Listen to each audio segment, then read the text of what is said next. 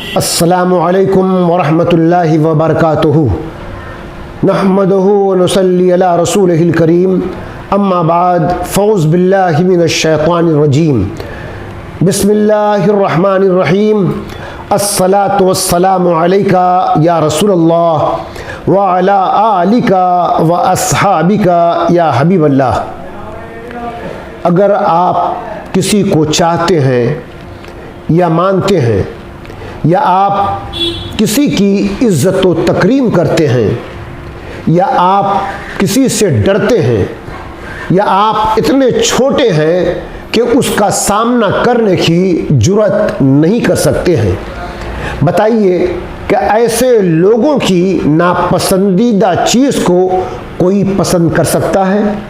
यकीनन आपका जवाब यही होगा, कोई अहमक बेवकूफ़ भी पसंदीदगी के हक़ में न होगा। जब हम इंसानों में अपनों या अपने से बड़ों की नापसंदीदगी को पसंदीदा कहने और करने को नापसंदीदा और गैर अखलाकी बात समझते हैं, तो ज़रा सोचिए, जिस खालिक़े कायनात ने हमें पैदा फरमाया और जो रब्बुल इज़्ज़त हमें पालने वाला है, उसकी नापसंदीदा बात को हम कैसे पसंद कर सकते हैं? खुदा न खास्ता अगर कोई अल्लाह अज़्ज़ा वजल की नापसंदीदा बात को पसंद करता है तो फिर वो ज़रूर अपनी इस्लाह कर ले। आइए देखते हैं कि खुद अल्लाह अज़्ज़ा वजल इस ताल्लुक़ से क्या इरशाद फरमाता है। सूरह निसा की आयत नंबर 148 में बयान है, ला युहिब्बुल्लाहुल जहरा बिस्सुई मिनल क़ौली इल्ला मन ज़ुलिमा व कानल्लाहु समीअन अलीमा।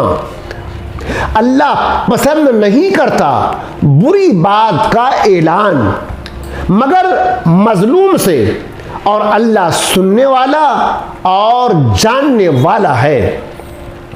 ला युहिब्बुल जहरा बिस्सुई मिनल क़ौल, बुरी बात का ऐलान करना अल्लाह पसंद नहीं करता। एक कौल यह है कि बुरी बात के ऐलान से मुराद किसी के पोशीदा मामलात को जाहिर करना है, जैसे गीबत करना या किसी की चुगली खाना वगैरह। यानी अल्लाह अज़्ज़ा वजल इस बात को पसंद नहीं फरमाता कि कोई शख्स किसी के पोशीदा मामलात को जाहिर करे, उसका ऐलान करे। दूसरा कौल यह है कि बुरी बात का ऐलान से मुराद गाली देना, गुफ्तगू करते हुए आपे से बाहर होकर नाज़ेबा कलिमात का इस्तेमाल करना है। यानी अल्लाह ताला इस बात को पसंद नहीं करता कि कोई किसी को गाली दे। गाली देना गुनाह और मुसलमानों की शान से बईद है। इस ताल्लुक़ से 3 अहादीस मुलाज़ा फरमाइए। नंबर 1, हज़रत अब्दुल्ला बिन उमर रज़ी अल्लाह ताला अन्हुमा से रिवायत है कि रसूलुल्लाह सल्लल्लाहु ताला अलैहि वसल्लम ने इरशाद फरमाया, मुसलमान का भाई है, वो इस पर जुल्म नहीं करता और ना इसे गाली देता है। नंबर 2, हज़रत अब्दुल्ला बिन मसऊद रज़ी अल्लाह ताला अन्हु फरमाते हैं कि नबी अकरम सल्लल्लाहु ताला अलैहि वसल्लम ने इरशाद फरमाया, मुसलमानों को गाली देना फिस्क और इसे कत्ल करना कुफ्र है।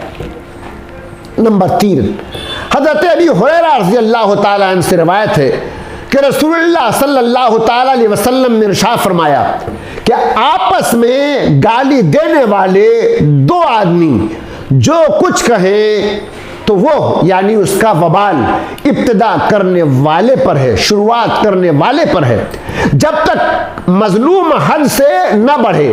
बुरी बात का ऐलान अल्लाह अज़्ज़ा वजल को पसंद नहीं। अलबत्ता मजलूम को इस बात की इजाज़त है कि वो जालिम के जुल्म को बयान करे, लिहाजा वो चोर या गासिब की निस्बत कह सकता है कि उसने मेरा माल चुराया या गसब किया। इस आयत से मालूम हुआ कि मजलूम हाकिम के सामने जालिम की बुराई बयान कर सकता है, ये गीबत में दाखिल नहीं। इस आयत मुबारक का एक शान नुज़ूल मुफस्सरीन ने यह भी बयान किया है कि हज़रत अबू बकर सिद्दीक़ रज़ियल्लाहु ताला अन्हु के मुतल्लिक़ नाजिल हुई। एक शख्स सरवरे कायनात सल्लल्लाहु ताला अलैहि वसल्लम की बारगाह में हाजिर हुआ और हज़रत अबू बकर सिद्दीक़ रज़ियल्लाहु ताला अन्हु की मौजूदगी में आप रज़ियल्लाहु ताला अन्हु की शान में जुबान दराजी करता रहा।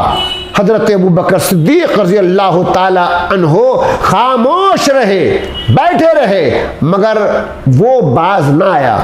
तो एक मर्तबा आप रज़ियल्लाहु ताला अन्हु ने उसको जवाब दे दिया। इस पर हुजूर सल्लल्लाहु ताला अलैहि वसल्लम उठ खड़े हुए।